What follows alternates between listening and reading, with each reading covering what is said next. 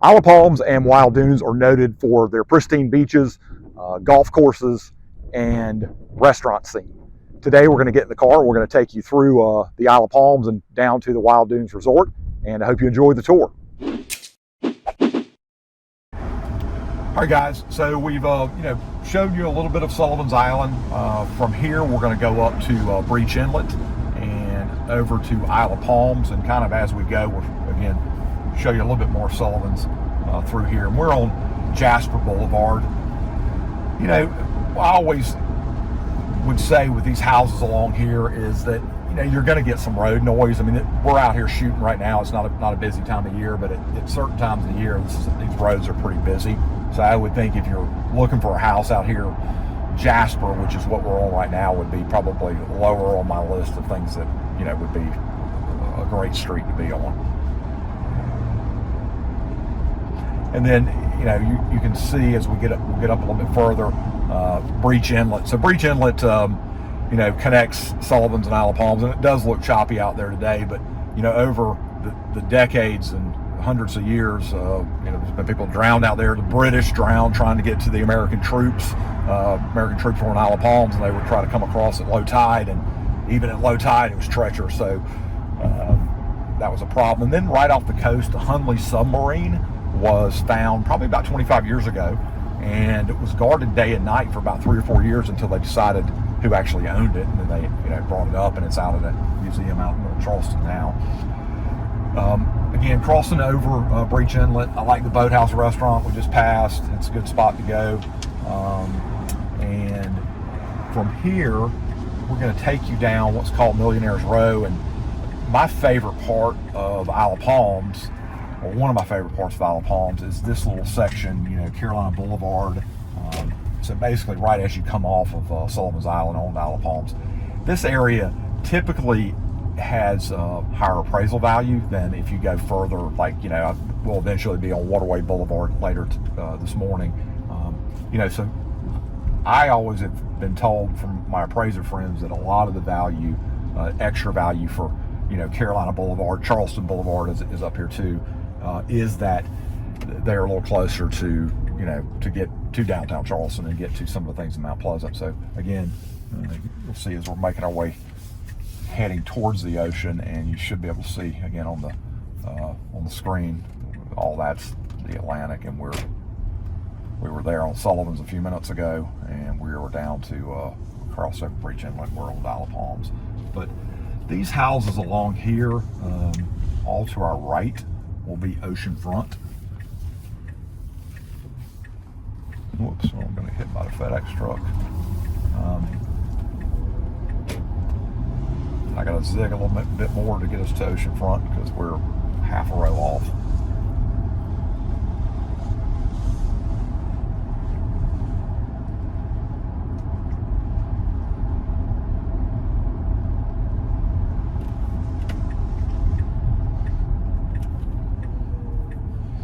All right, so we're going to make a right on 3rd Avenue, and this is going to put us on Ocean Boulevard. Is what's directly in front of us, and, you know, beach access there, and there, you know, about every couple hundred yards there's a public beach access. So all the stuff to our right is Oceanfront, and, you know, if it was, you're probably looking at a minimum of about $6 million for something along here. You know, for a long time it seemed like it was stuck in the $2 to $3 million range, but the market's changed so much. The desirability of Charleston continues to grow, and the beach islands have just, you know, COVID really drove up a lot of people moving here from other parts of the country, and they just decided they wanted to live on the beach. So it's definitely bolstered prices. And as you can see, we're going down here. We're heading down island as you look at the map, and, you know, this is the end of the island. We'll make our way down there shortly, but Dewey's Island is the next island up from Isle of Palms where we are right now. But Dewey's you got to get to by boat, so we will not be going to Dewey's today. Again, a lot of these houses, you know, that Jason's shooting out of the right-hand side of the car were built in the, you know, late 80s, early 90s. Some of them have been renovated. You'd be surprised though the number of houses out here that are, you know, that are oceanfront that are not renovated. I mean, they're on weekly rental programs. Most all of them are, and they draw anywhere from $25,000 to $30,000 a week to rent out. Probably maybe a little bit more for the ones that are renovated. You see an occasional new one. I mean, this one on the right was built here recently. But very pretty houses, and we will be down as we make our way down Ocean Boulevard. In just a couple more blocks, we'll be at the kind of the business district, and we'll talk a little bit more about that then. All right, y'all. So the pink flamingo house. It's definitely I don't know. It's pink, and it's you would not miss it if you were renting that one. It'd be easy to find. So we are in the little business district of Isle of Palms. I mean, there's some Poppy's Taquerias down here on our right, but the one that I always point out is the Windjammer. So Windjammer has hosted some really big artists over the years. Hootie and Blowfish and Darius, Charleston homegrown band. Used to play back there all the time when I was in college, but I spent a lot of time there. It was a good volleyball right behind the Windjammer, and then pointing out restaurants we like. Again, Poppy's Taqueria, highly recommend that if you're wanting some Mexican food. Also, back behind us, we won't go by it, but it's Acme Cantina. Love that place for brunch on Sundays. And Coconut Joe's has been here forever, man. That's I think it's changed ownership a lot, but that's an oceanfront restaurant, maybe not probably the best in the world food wise. And then up here on our right is Coda del Pesca, and I highly recommend that. So Ken Varensky is a James Beard award-winning chef, and these are condos. These are all oceanfront condos, but so the restaurant back there, he's won James Beard Award a couple of times, and he was on Daniel Island for a long time, but moved out here. And I can't, I've traveled to Italy a good bit in my life, and he would spend his summers in Florence with his grandmother, and he learned to cook from her. So really authentic Italian food. Kind of hard to get a reservation, but I recommend it if you get an opportunity to go to his restaurant. You can't go wrong. And we're going to kind of come through here where, these are the sea cabins to our right. They're really old, probably 1980 original built 1 and 2 bedroom condos, more or less like apartments or hotels rather. To our right is the Isle of Palms County Park, and they have showers and bathrooms out here. So if you need, a little more full service, you can go in here. I think it's a couple bucks to access it. Directly in front of us, you can see the bridge to leave Isle of Palms. We're not going to do that right now because we've got some more video to shoot. But that's back. That takes you straight back into Mount Pleasant, and you can see on the map as well where we're going. We're going to go right. If you went left, that'd take us back towards Sullivan's Island and where we've been. But we're going to take you a little further up here, and then take you into Wild Dunes in a few minutes. But right now we're going to go just a little bit further into Isle of Palms. And I would point out here you've got a grocery store. It's a Harris Teeter grocery store, which is a kind of a gourmet brand. It was a red and white, which is a beat up brand back when I was in college. The Refuge is good for brunch if you want a good brunch place, and Long Island Cafe has been out here for 35 years, so I highly recommend that if you want good she crab soup. Check out Long Island Cafe. So we're going to go along here and get to back on Palm Boulevard and we'll pass by some of these oceanfront houses, and then we're going to go to the rec center. Just we'll ride by it and let y'all see. There's a nice rec center they built out here, and I can talk about that a little bit more when we get there. All right, guys, so we're moving along Palm Boulevard. All of the houses out to the right are oceanfront. So, some of them, I would say a majority of the houses through here were trending newer. A lot of the houses have been torn down and rebuilt. I'm actually getting ready to list a lot out here, I hope. I'm working on the listing right now. That's going to be oceanfront, but it doesn't have a house on it. And, and we're out here, we're shooting this, I want to say it's middle of December when we're out here. During the summer, this can be a little busy. So I would also say if you're gonna, if you're looking for beach property, second row, which is, to our left, it can be pretty noisy through here. I mean, Isle of Palms is really ratcheted down on, people coming out here making noise, but just a steady flow of cars going up and down here during beach season. For me, I would rather be on the back side of the island than be on the front side because it's quieter, more residential, more like Sullivan's Island is on the back side, and which is where we're going to head.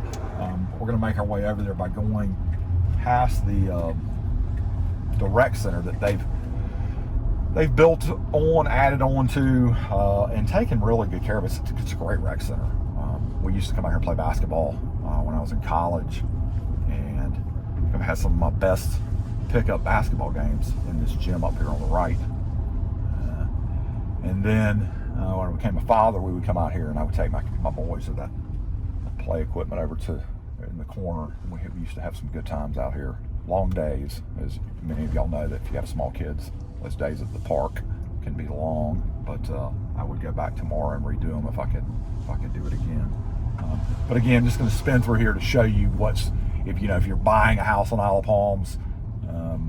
This is just public rec area. Again, the gymnasium's in there. They have classes out here, and you can see the ball field just kind of as I spin through here. But we'll go from here. We're going to take you on over to Waterway Boulevard, which is a great little road to take to get up and down Isle of Palms without getting stuck on some of the beach traffic from Palm Boulevard that we see during the season. So we'll get our car turned around and take y'all to Waterway here in a few minutes.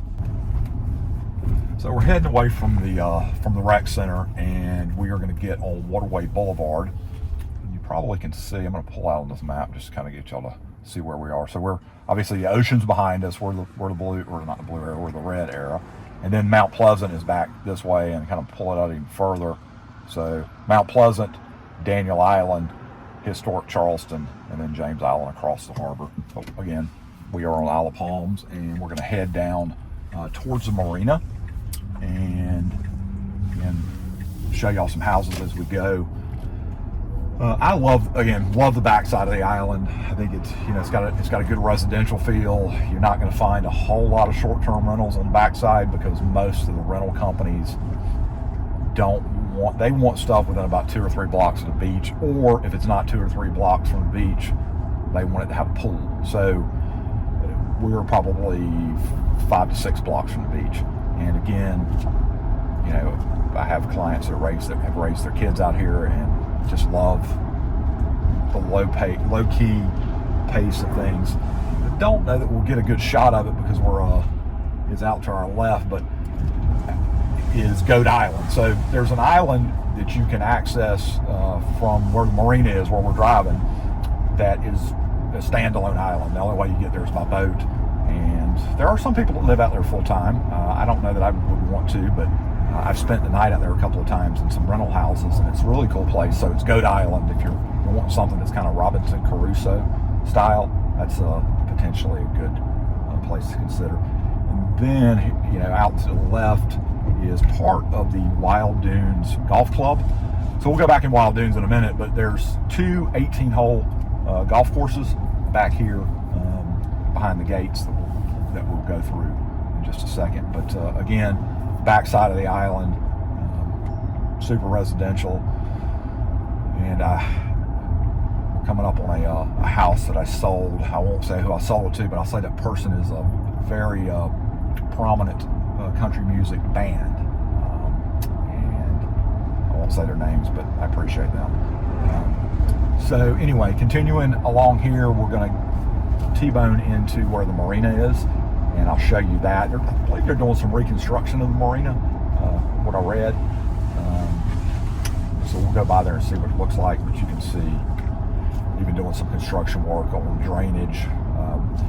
That's the other thing I would say. I mean, they've been very good. Isle of Palms, Sullivan's, Mount Pleasant, all the places, in and around Charleston, about being thoughtful about development and drainage plans and, livability.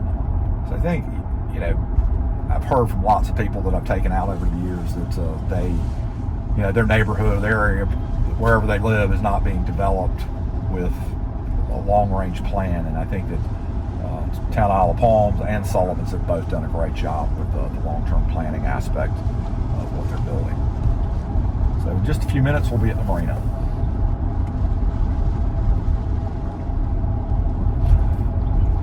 All right, so we have made our way down to basically very close to the end of Isle of Palms, where the marina is. And this marina, the people that live on Dewey's Island, which I mentioned earlier, they catch a ferry that takes them out there, and then you have docks and boat slips and places, even a place to launch your boat here.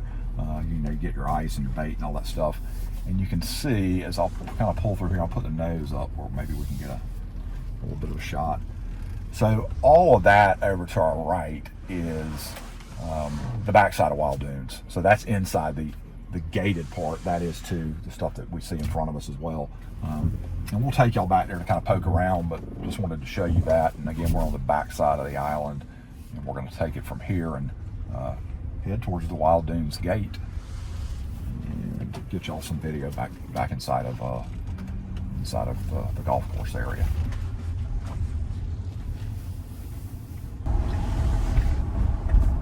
All right, y'all, so we are towards the end of Isle of Palms. We're going to take you through Wild Dunes and just again spin you through here, kind of talk a little bit about it, and hopefully this is helpful.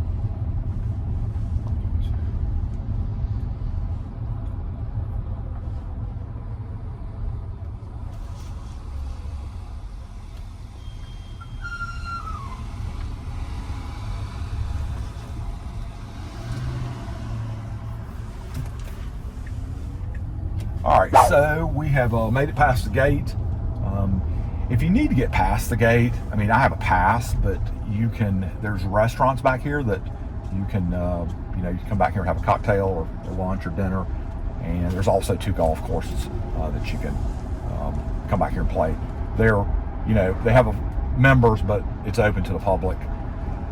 And I would say about the Wild Dunes golf courses is that you better hit it straight, because there's not a whole lot of room on these fairways. They're very narrow. If you're a wild driver like I am with a golf ball, you're going to find that it can be a bit of you get yourself in a bit of trouble. We're going to cut down here. I'm just going to spin through here and show you a little bit and get this lady off my hip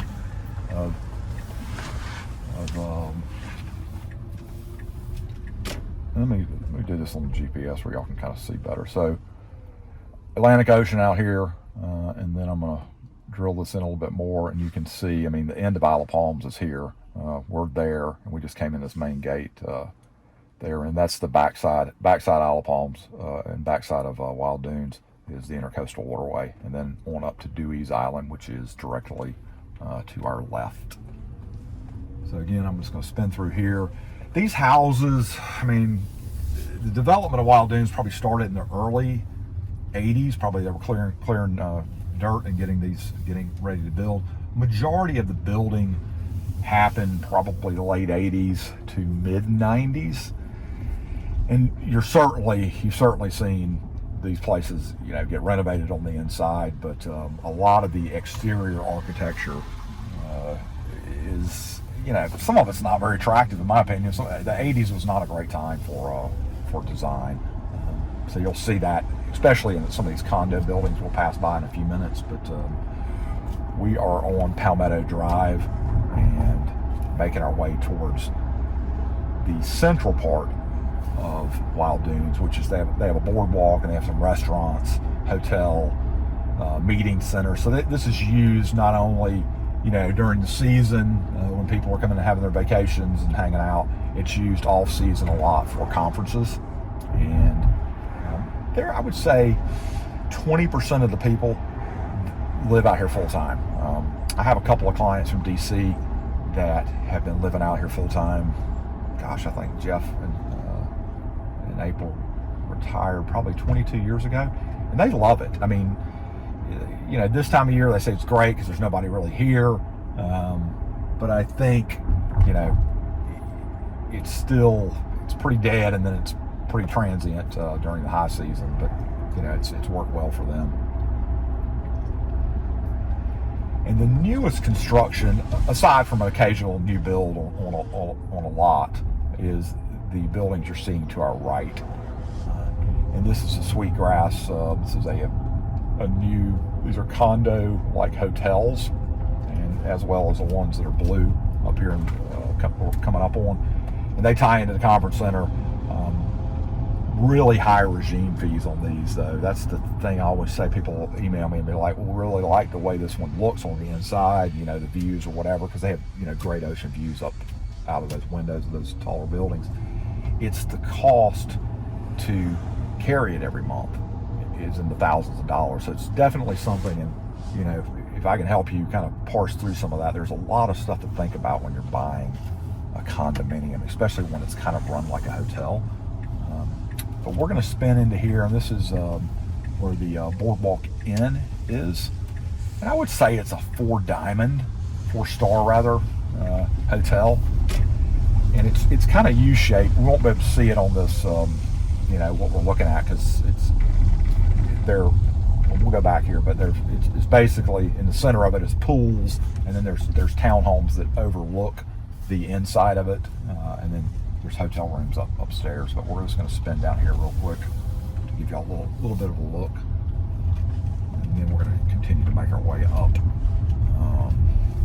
up towards the very end of Wild Dunes in a minute. But you can see, you know, these we're on Grand Pavilion Drive. These used to, man, when I first got into the real estate business, you could get these for about $600,000. These are about $2.6 million now, which is just insane, in my opinion.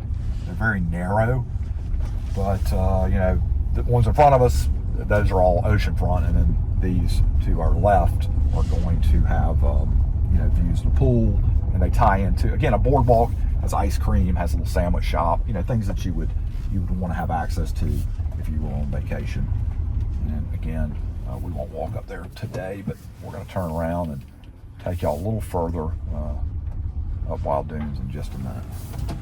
All right, guys, so we've come out from where the Boardwalk Inn is, and over to our left is a lot of the clay court tennis that they have out here. They used to have the tennis tournament that's on Daniel Island. It's a Family Circle Cup, or Volvo Cup now, was originally played out here. So they had a full-on scale women's tennis tournament out here for decades before it was moved to Daniel Island.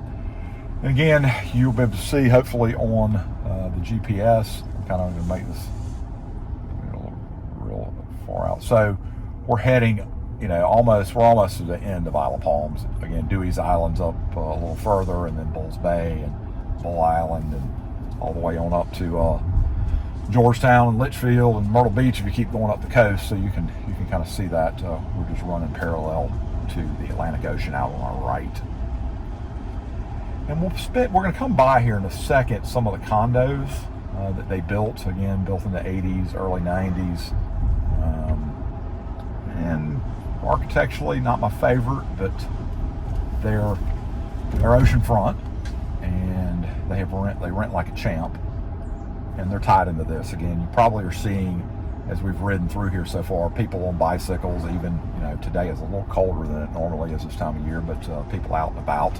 And those are oceanfront townhomes, so those are a little bit better. And you know, the good thing about something that was built in the 80s or early 90s is that it's already gone through a bunch of assessments. And an assessment basically is when they have to come in and take money from homeowners to do major renovations to the exterior of a condo or townhome complex. And most all of the ones out here have been completely redone, you know, taking the siding off, re-siding them, new windows, and those types of things. So that's what you were seeing back there.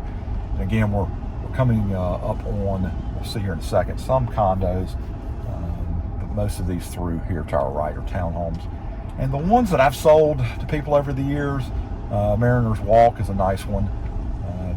Those are 2 and 3 bedrooms, tri-level, and those rent like a champ too. But most, I think all of my clients that have those or use them as rentals. They don't live in them full time. And then to our right, Shipwatch Villas. Sold a couple of those over the years, and they've gotten so daggone expensive. I mean, something in there, 2-bedroom, you're looking at about $1.7 million. You know, it's got ocean views, so it's pretty. They re-nourish the beach a lot through here, so you've got an adequate amount of beach, you know, directly in front of these condos. So we're, you know, continuing to head towards the end of the island. And we're going to come up on the golf course section here in a minute. And again, you can kind of see, I mean, Tidewater, those are hideous. I don't even like the floor plans of them, to be honest. I mean, some of them have great views, but they're really choppy and definitely reflective of the time that they were built. So, you know, again, not my favorite architecture, but you know, a great place to own a second home. And Ocean Club, we won't go back in there because it's double gated, but those are nice.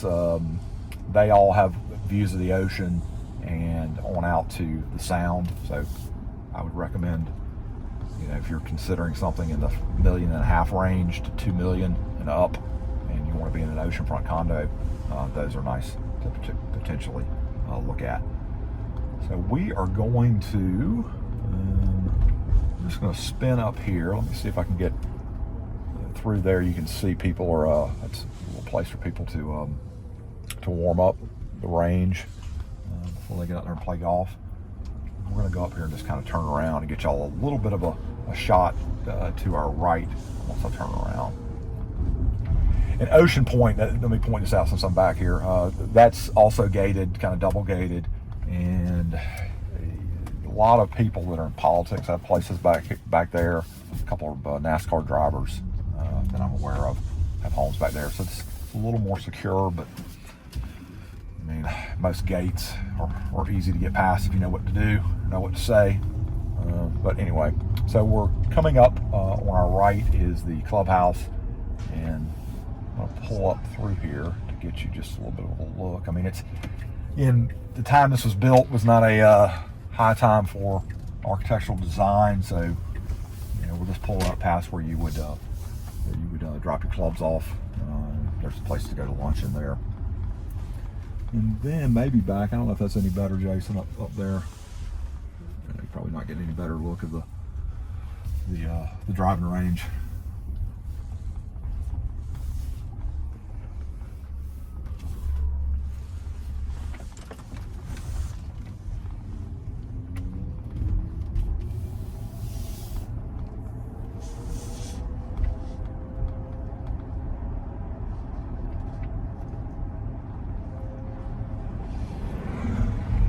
And then, you know, one of the golf courses here to our right, as I mentioned earlier, super narrow fairways. It's not a driver golf course. I mean, if you feel like you got to pull the driver out every hole, if you're that type of golfer, then you're going to have a hard time on this golf course.